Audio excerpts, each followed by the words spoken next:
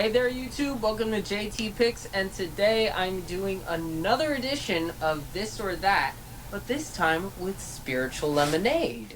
Let's go. So, I've had Spiritual Lemonade on with me before for chat.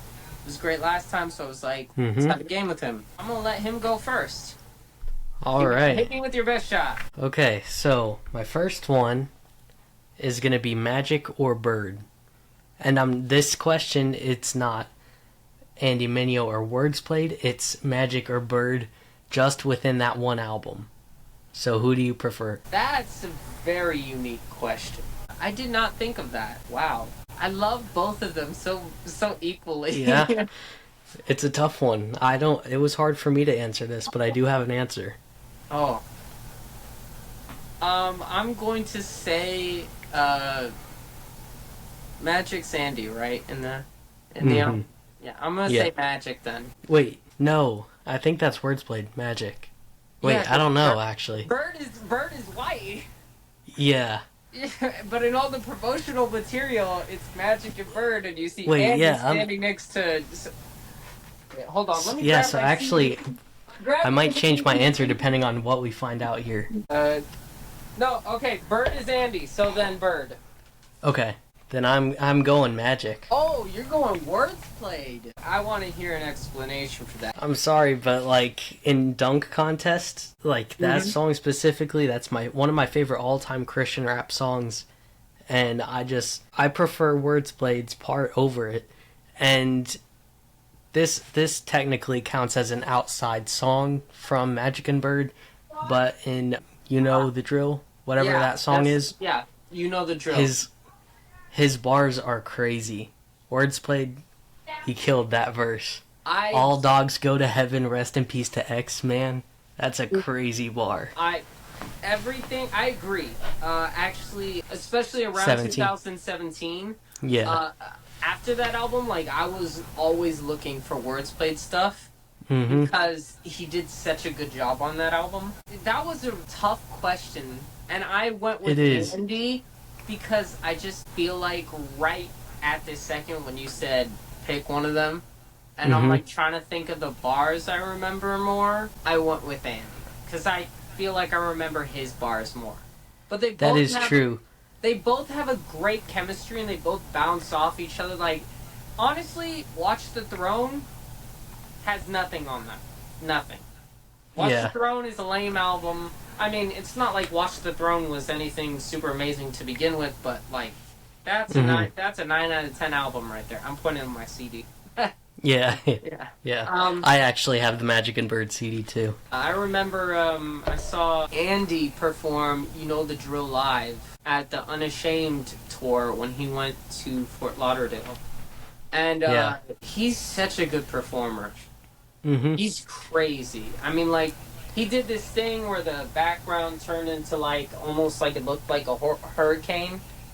And, it, like, they had wind blowing, and he was pretending like he was struggling, and he's just such a showman. I love that.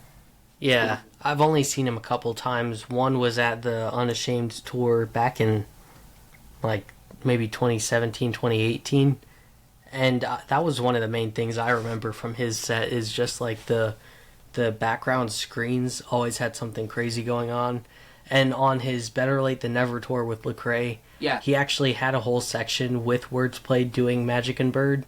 And they had, like, the video game kind of aesthetic in the background. Which is another thing I love about that album. That album has great, like, the intro to the album, the Magic Bird, High Five, and the the High Five classic. This is just too good. But that was really hard. I love them both equally, but at the end, like I said, it just went down to which one's bars do I remember more, and I remember Andy's bars more. Yeah, that's fair. Yeah. I mean, it's honestly 50-50 with me, but I think I lean more towards words played or Magic. I can totally understand that. I totally understand. Okay, I'm gonna give you my first one. This is gonna be an artist versus a duo. Oh, okay. Let's see. I'm gonna try to give you a hint so you can guess who. A Reach Records artist, probably, I think the second one. The Okay. balloons. I don't. Why a bunch of balloons show up? Probably the second one, a Reach Records artist. And Second. this duo, they're signed to Capital Christian Music Group, and trying to think of another set that won't blatantly give them away. No, that's all. Go. Okay. So I have to guess. No. I'll tell you in a few seconds, but... Okay. It's not, Lecrae, is it? No. The second... You mean the second artist signed to the label? I think. This guy actually, I think, helped him start it. Derek Minor? No. It's... Swoop? He it's often not Mineo. gets forget because I'm very tough on him. I'm extremely tough on him. I gave him 4.5s for his last records. And a 5. Triple E? I gave Trip a 7. Tadashi? Really? Yeah. Okay. So Tadashi and Social Club Misfits. Wow. Okay. If I'm being 100% honest here, Go. I've been a huge Tadashi fan. And I've been a fan longer than Social Club Misfits. And I also don't really listen to too much of the current Social Club Misfits music. Mm-hmm. So I'm going Tadashi on this. But I do agree, Tadashi's newer stuff, some of it's good, some of it's not. If I'm gonna listen to Tadashi, I'm gonna listen to some of his older music. Just personally. For me, what you just said is what kills him for me. But I would go Social Club Misfit. Really? And that's because Social Club, especially now, it's like an opposite thing. Social Club is consistent now. Tadashi was somewhat consistent then. So I can see that, yeah. Yeah, Tadashi's had, I gave his last project a 5, stand by that. His one before, 4.5, stand by that. Oh, wait, excuse... Yeah, I think so. Yeah? I think that's right. And then the last good one I remember was, what's it called? The one with the black album cover with... Never Fold. Never Fold. Yeah. So I love that album. That was the last... I really did like that album. That's my favorite album from Tadashi. I agree 100% with that. The last album that I did enjoy from Tadashi was Never Fold. That was actually the year that I saw all of the 116 artists on the Forever tour, I think, or Unashamed tour. And I bought that album from Tadashi, like the CD form of it. I went to that tour too. I've only been to 2 concerts. The Unashamed there's the balloons again. I've been to only 2 concerts with them, which was one in 2017. The one with a bunch of blue. I forgot if that was Unashamed Forever or like all their posters were all blue. Oh yeah, that's the one I went to. Yeah. Yeah, I think that was 2017 or 2018. Yeah, it was. Yeah. I think 2018. That sounds right. 2018 sounds right. And then the other one was the Unashamed in 21. It feels sooner than, or it feels not that long ago, even though I know it was. Yeah. It was a good day. Good day, especially for me. Okay, hit me with your next one. Next one is going to be Holvey versus Forrest Frank. Hold it. Really? Yeah, I'm sorry, Forrest Frank, you make good music, but Holvey's been way too consistent. Like, Holvey's given me... I was a fan of Holvey when I heard Yeah. That was a SoundCloud release, right? Actually, no, that was on streamings for a long time. That was actually before he was signed to Reach. Okay. And it was because I have heard the streamings. song, but I've only heard it on SoundCloud. Well, that's because he deleted it off of all streaming, which, I'm sorry, Holvey, I don't forgive you for that. That's a banger of a song, man. And I can understand he says he doesn't want it because it's not who he is anymore. That's his sound, or maybe when he made it, it reminds him of when he had maybe the wrong intention of making music. I don't know. Yeah. but I'm sorry, don't deprive me of good music because of that. In that case, I if I believed that, I'd tell Lecrae to remove All Things Work Together, which is my favorite album from him. So I don't believe that. Yeah. No, I think I would lean towards Holvey too, mostly because he does have the rap side to it. I know that Forrest Frank's not really a rapper. He does have some rap influenced songs like Up, but he also is still pretty new compared to Holvey. So, true. But that's the thing. I hate Up. Yeah. I know. Do you really? I don't like that song. I love that song. I the first time I heard it, I remember going, "This is a TikTok song," and then it got all over TikTok, and I was like, bothered every time I heard it. And then when I played the album, I liked a bunch of songs from it, and then I was like, played, and I was like, skip, because I really don't like it. Another unpopular one. I'm not the biggest fan. Now, notice I said biggest fan because I don't think it's a bad song. I just don't love it. Of the song that got Forrest Frank into all of this. No Longer Bound? Okay, so I reacted to Forrest Frank's new album. I really enjoyed it.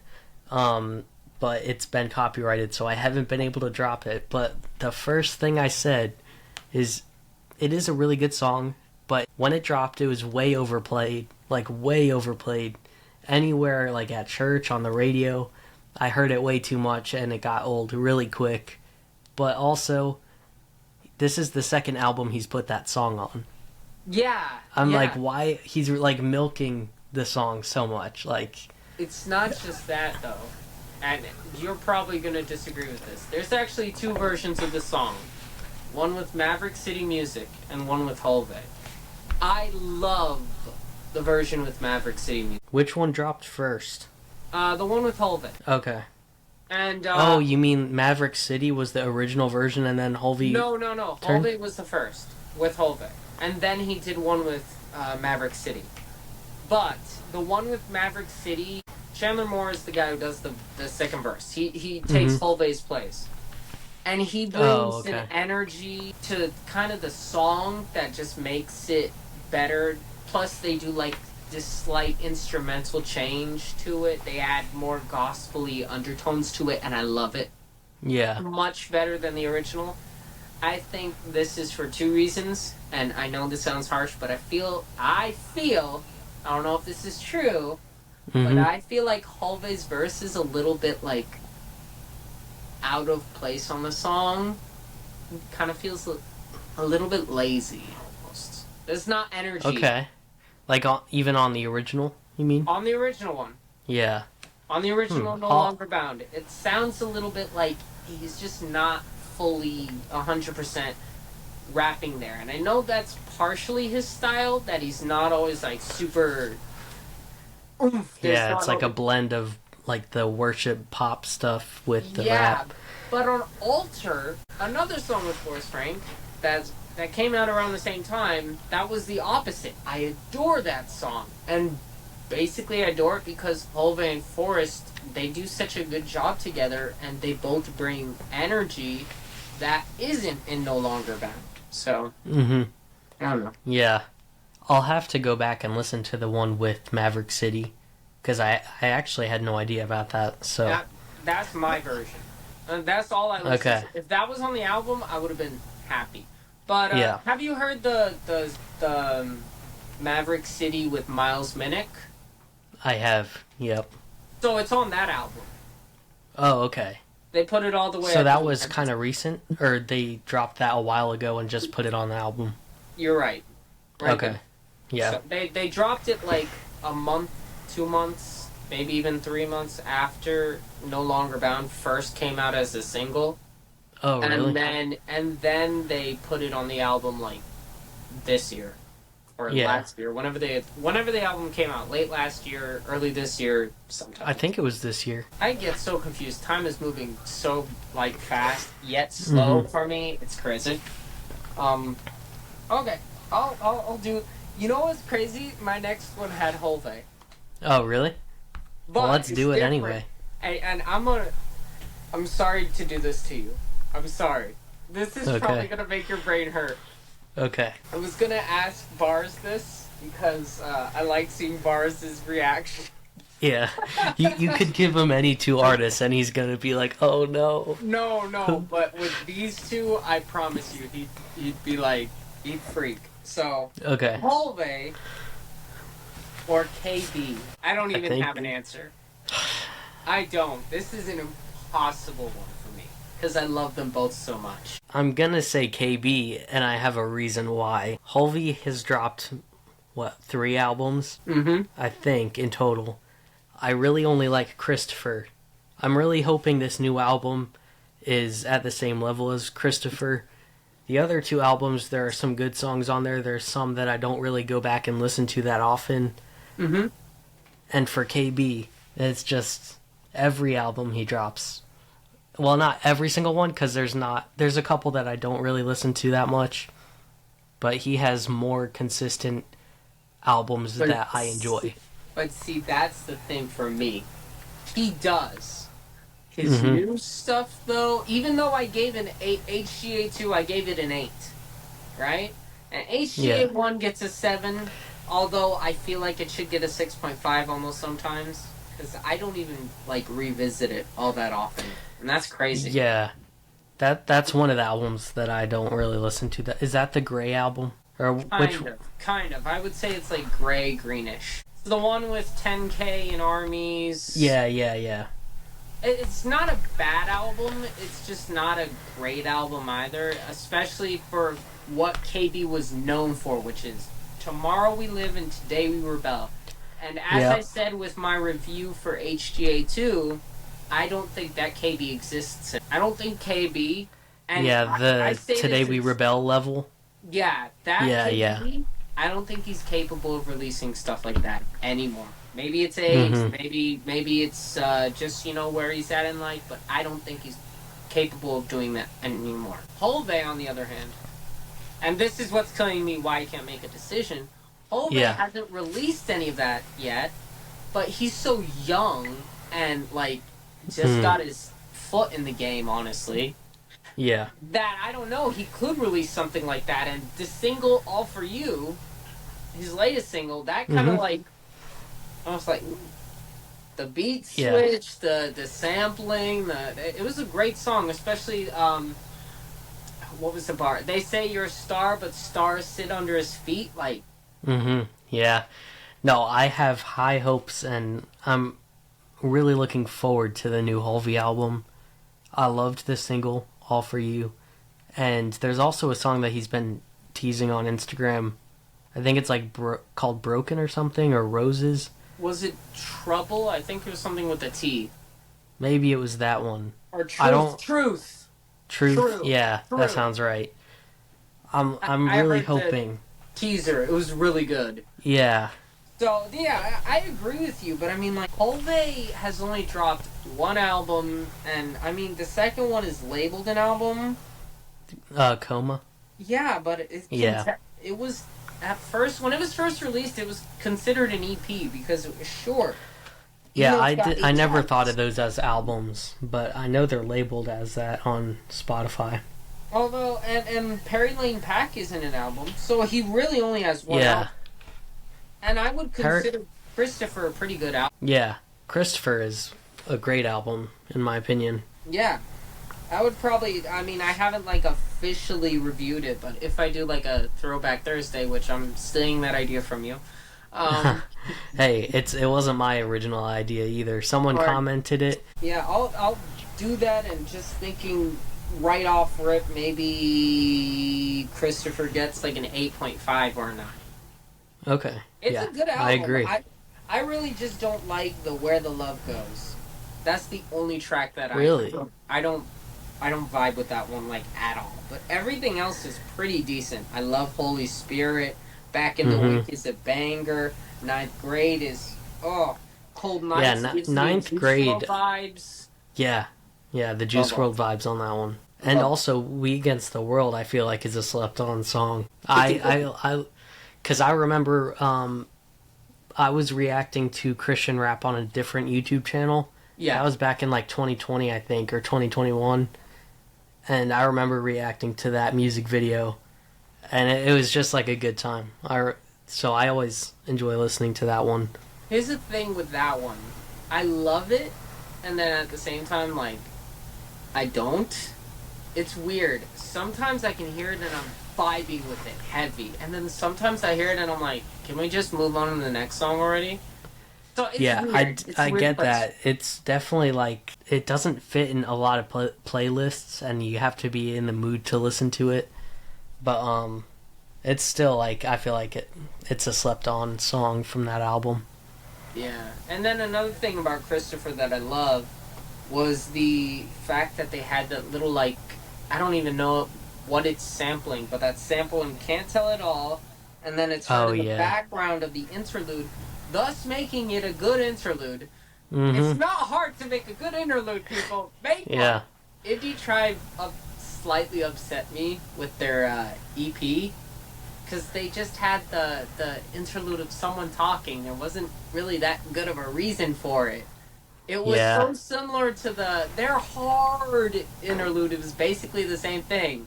It was do you know who was doing that Did you know who the what was the one called from Low Blow?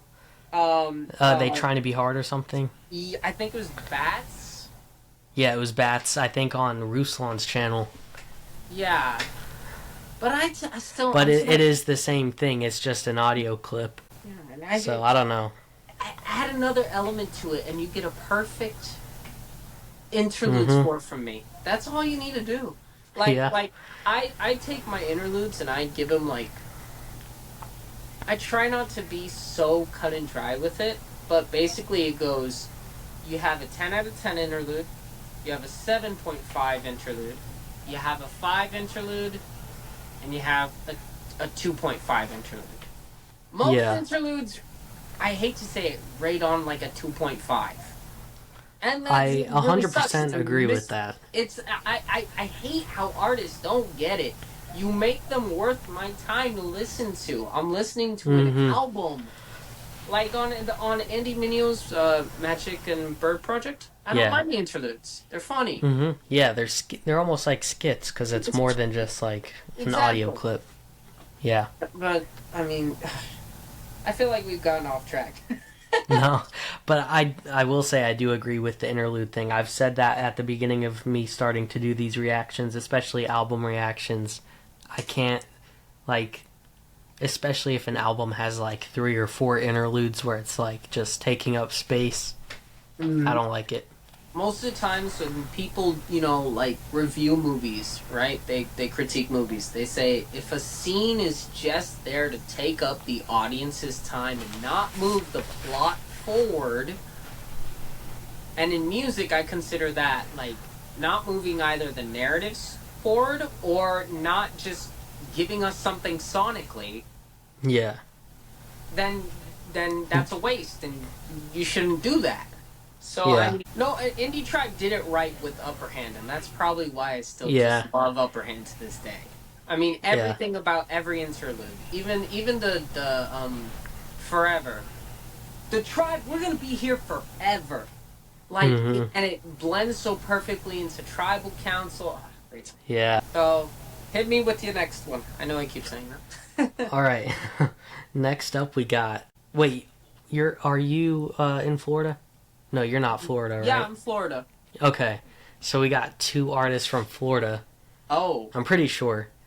Caleb Gordon versus Alex Jean. Or John. I don't know how you pronounce the last name. I say Jean. Okay, I do too, but I always say John just in case. I don't know where I heard it as Alex Jean first, but I'm pretty sure that when I heard it, that's what I heard it as. You already know my unpopular opinion about Caleb. Yep. And I guess that opinion can translate to Alex Jean. Okay. I mean, they do work together behind the scenes. They're not like collabing on songs really, but I know they're friends and work together, so. It's not that Alex Jean makes bad songs. I just think it's a particular taste. And I don't have it definitely is.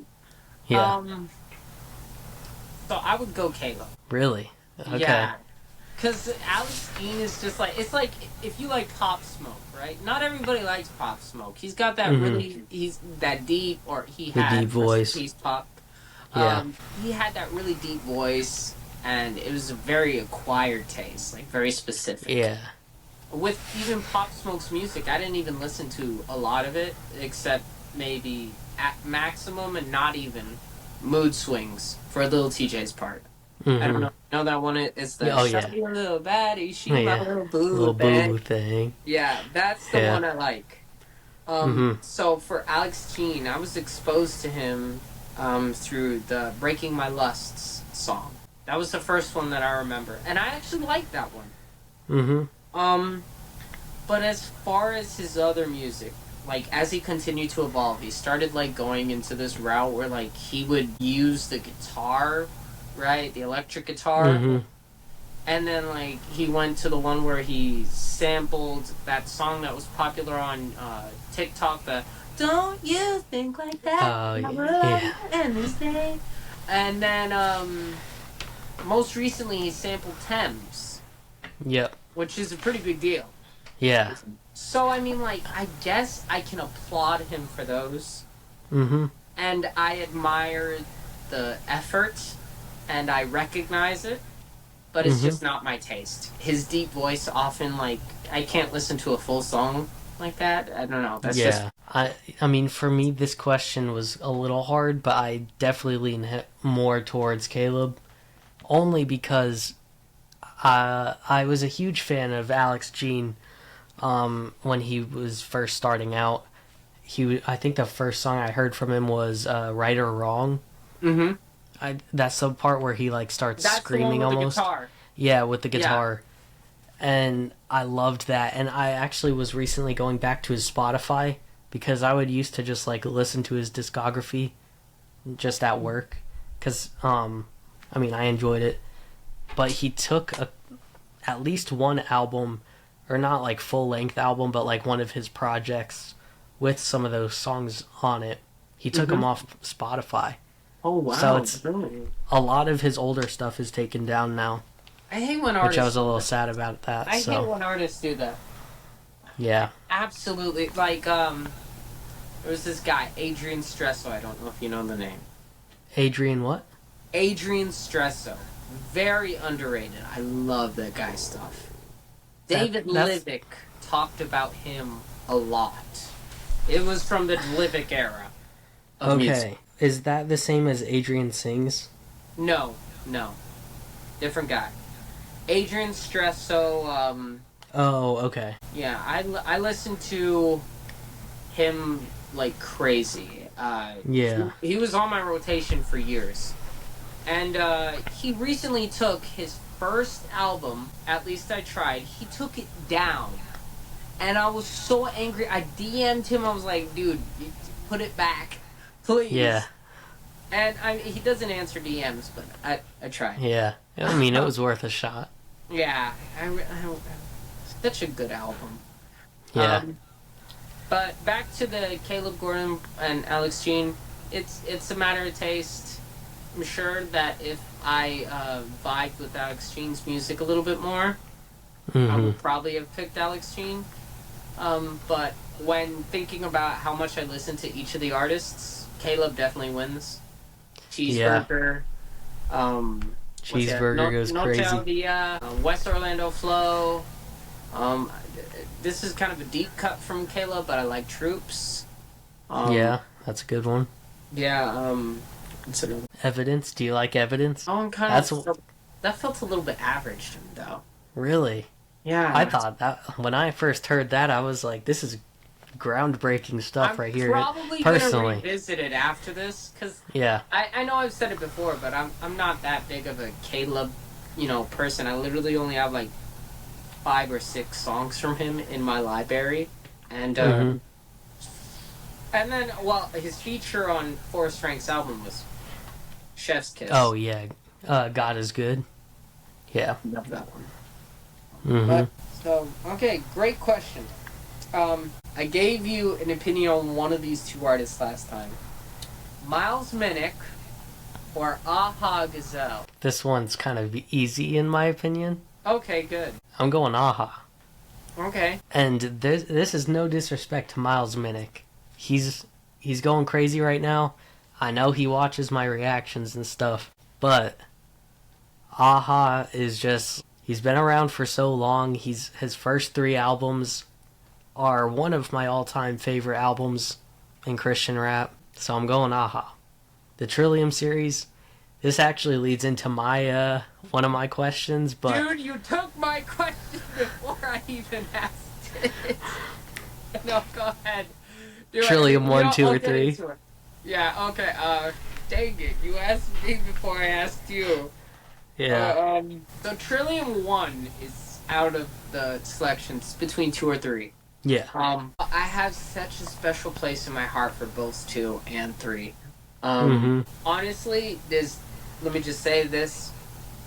Aha struck a gold mine with that series because there's nothing, and I mean it, nothing in CHH, or even just, I low-key want to say hip-hop in general, that has touched Trillium. Nothing. 2 or 3. And Mama House was one of the first CHH songs I really got into. Aside, I mean, obviously there was some Gavi before then, some Trip, some Lecrae, All Things Work Together, which was one of the major ones. That was one of the first CDs I bought from CHH. But I remember Mama's House was another one of those firsts. Dang it.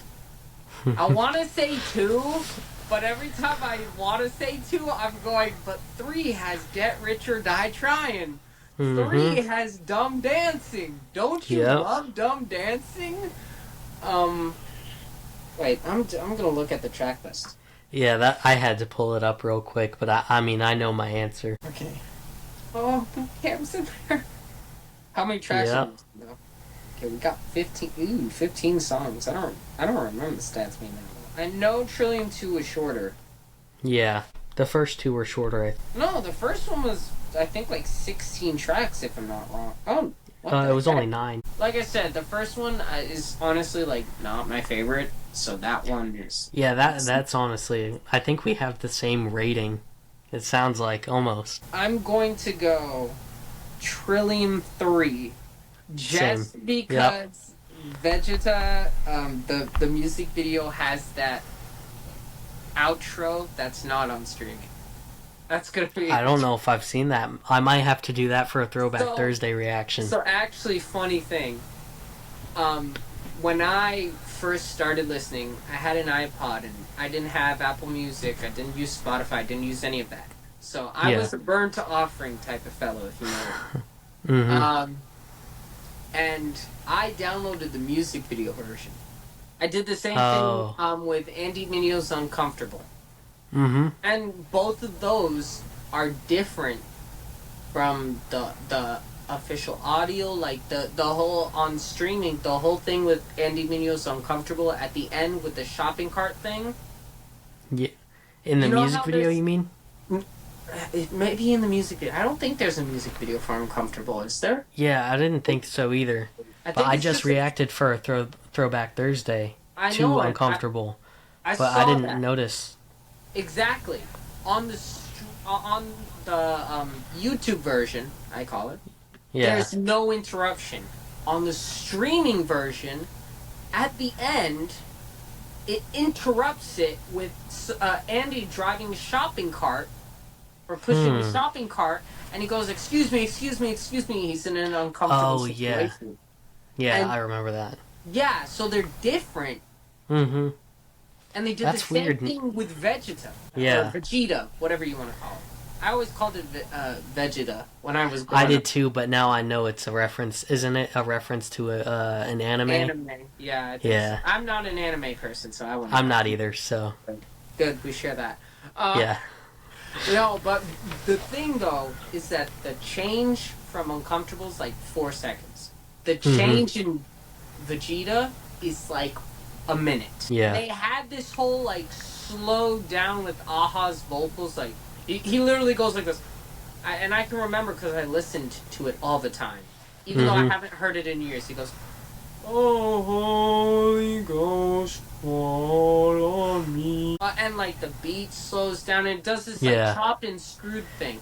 And it's so good and I loved it. And then when I heard the streaming version, I was so like angry. I was like, where's my... Yeah, you just wanted it. Yeah, I was like, where's my outro? So yeah. I'll have to go back and listen to that version. It's really good. Once you hear it, you probably can't go back. So yeah. Beware. But I have this thing though with Trillium 3. I think that I actually listened to more of the music on Trillium 2 than 3. Just crazy. Really? I listened to The Price is Always Right, Mama House, Keep It in the Family, All Gold Party, Another Sauce Song, and Vegeta. And even though not all of the tracks that are in my library are coming to my mind at this second, I probably can name about 4 of the songs, like remembering the melodies and everything about them. Yeah. With Trillium 3, I have the same amount of songs, 6, and I remember them all, except actually for gold medals I can remember. But it's that it's a bigger track list. Yeah. And I don't listen to all the songs from the album. That's fair. I don't really like, for example, All Black Party. I think I can. I'm okay with the song, but I don't love it. I know one of them is an interlude, the one with Red Rock, and Things I'll Never Try. I think I tried getting into that. Maybe I'll have to revisit the album. Yeah, I mean, there's a lot of good ones on here. Apology to Roni is a great song. I love that one. I don't know what your opinion. I haven't heard that one. Or not that I haven't heard it, but like I haven't heard it in a long time. I'm not familiar with it at the second. The ones I love from that is Get Rich or Die Talking. Love that one. Yeah, I mean, I know all the words to that one. That one goes so crazy. There's no other song that I can compare it to. Just like the way it was written and performed. And then the verses are different, and it's just nothing like it. Boot Camp, amazing song. Back in My Bag, kind of a banger. Not my favorite of the album, but I can get behind it. Dirty Dan, similar situation. I understand it. Hype song, not my favorite, but I can get behind it. Gold Medals has a very memorable... I don't love it, but it's extremely memorable. Like, I can hear it playing, I can hear the instrumental in my mind. The organ playing, and then the You Can See My Gold Medal Shining, and all that. So, but my favorite has to be Dumb Dancing. Yeah, that's a good one. And no, I'm sorry, not because of Aha. Yeah, because of the feature. Silas. The dude predicted the future. He said before they take trap and infuse it with country music. Yeah. This was like 2 he years predicted a whole genre. Old Town Road. This was 2 years before that song went. Oh, such a good. Yeah, okay. And there's just even Aha's new music. I love his new music. I like the sound that he kind of goes for now. It's a lot more heavy on the auto-tune. And there's just the mixing and the vocals are just way different in the Trillium series than any of his new stuff.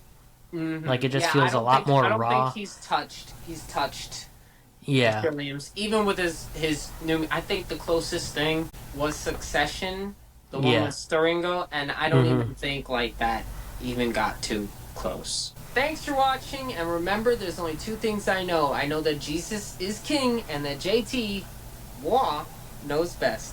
See you guys next time. Go be fruitful. Let's go.